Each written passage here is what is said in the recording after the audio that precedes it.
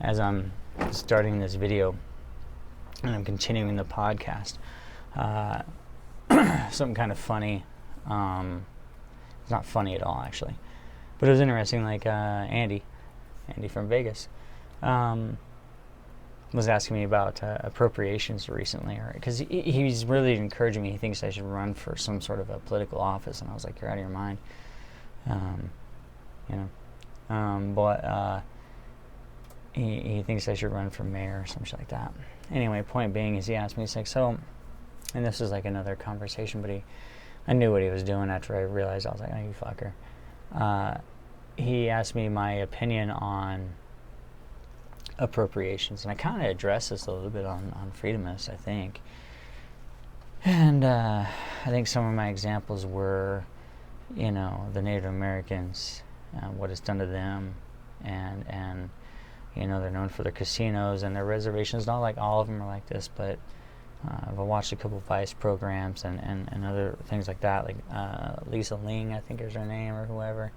The investigative reporter talks about the drug use, the rape, the incest, all the things that happen on reservations that kind of go somewhat unchecked because there's not a lot of oversight and authority, and they have their own authority, but at the same time it's not. They're underfunded, sound familiar?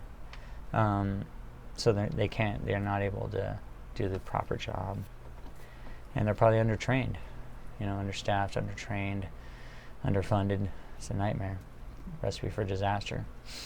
But anyway, so that would be one thing that would be against appropriations. I think the other thing is that it is the exact opposite of equality, and you're missing the message once again of Martin Luther King Jr. and saying to judge us on the content of our character and not the color of our skin. And also, oddly, why should we be paying for the sins of our forefathers? It seems pretty odd, since we are progressed to this point, and then somehow we still need to be punished for something we didn't do. It's beyond moronic. Another thing I would say is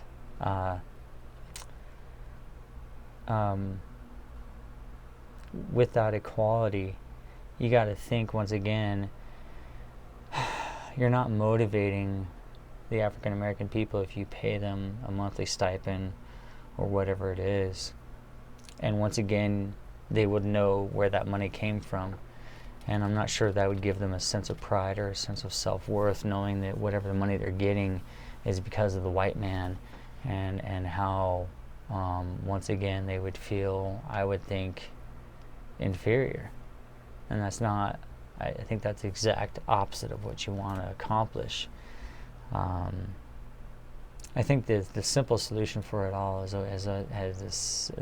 always been the same, is let's just base it on what you do in life. The idea of helping people out that deserve help, of course, but this idea of appropriations is ridiculous, and it's disrespectful to any African American, black person, whatever you want to categorize that, that is successful and has made great leaps for themselves and their family, and have carried on a lineage of education and wealth and good family values and morals and so on. You're kind of spitting in their fucking faces, I don't think you're respecting what so many black Americans have accomplished. I think you're disrespecting that, and I think you're basically saying that they're anomalies and you can't do what they did. It's like, really? You're giving up before you even fucking try? I don't know, man. It seems kind of pathetic. But I just don't really see any reason why you should ever do those types of things. I think in this current era of this social justice warrior bullshit, things always get taken too far. I think intentions are always good, but I also, I don't really see how you don't see what you're doing when you're a social justice warrior. When you attack those that you are against, you employ all the tactics that you say you're against. You discriminate without listening. You won't even hear the other side.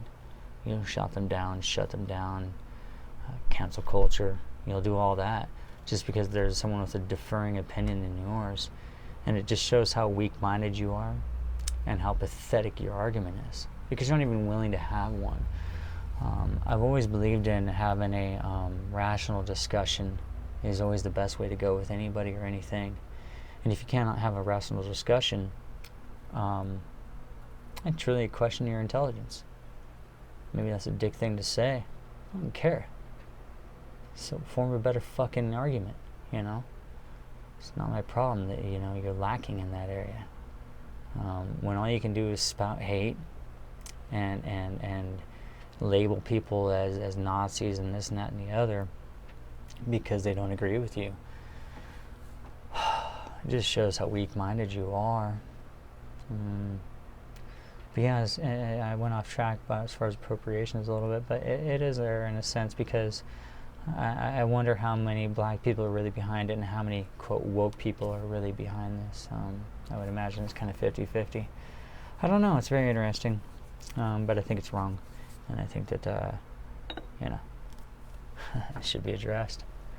Anyway, that's another little video, and we'll end that.